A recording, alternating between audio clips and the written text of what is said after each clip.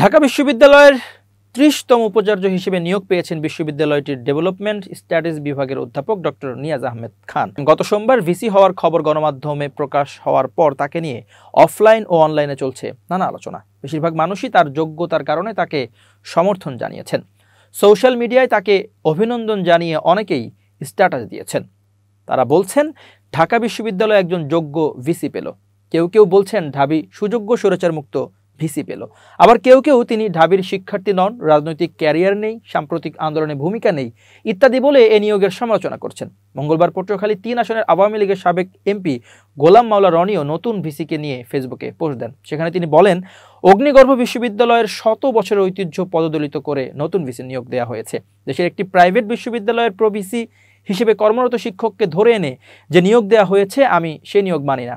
আমি প্রতিবাদ করছি এবং ঘৃণা ভরে প্রত্যাখ্যান করছি সেই অপচেষ্টা যারা রমনার ঊর্ধ্বমুখী কৃষ্ণচূড়ার ছায়া ঘেরা আমার প্রাণের বিশ্ববিদ্যালয়কে অস্থির করার চেষ্টা করছেন।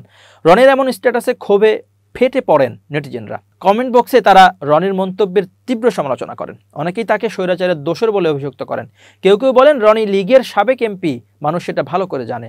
তিনি আসলে দল ত্যাগ করলেও আদর্শ ত্যাগ করতে পারেননি। অনেকেই বলেছেন রনি আওয়ামী লীগই রয়ে গেছেন, মানুষ হতে পারেননি। অনেকে আবার রনিকে ষড়যন্ত্রকারী হিসেবে উল্লেখ করেছেন। ডক্টর ফয়জুল হক নামে এক ব্যক্তি বলেন, নতুন ভিসিকে আন্তরিক অভিনন্দন।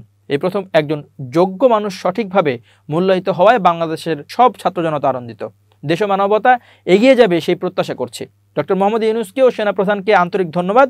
বর্তমান এই সরকারই দেশবাসীর সরকার। অন্যদিকে ঢাকা বিশ্ববিদ্যালয়ের নবনিযুক্ত উপাচার্য অধ্যাপক ডক্টর নিয়াজ আহমেদ খানের ইমামতিতে নামাজ আদায় করেছেন শিক্ষার্থীরা। মঙ্গলবার ২৭ আগস্ট কেন্দ্রীয় মসজিদে মাগরিবের নামাজে ইমামতি করেন উপাচার্য। উপাচার্যের ইমামতিতে বিশ্ববিদ্যালয়ের শিক্ষার্থীদের একটি অংশ প্রশংসা করছেন। অনেকেই নামাজের ছবি সামাজিক যোগাযোগ মাধ্যম ফেসবুকে পোস্ট করে এর পক্ষে বলছেন।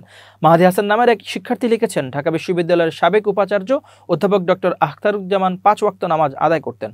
অধিকাংশ ক্ষেত্রে জামাতের সাথে পড়ার চেষ্টা করতেন। তার মুখ থেকে শুনেছি যে ঢাকা বিশ্ববিদ্যালয় ক্লাবে মাগরিব এবং এশার নামাজের ইমামতি করতেন।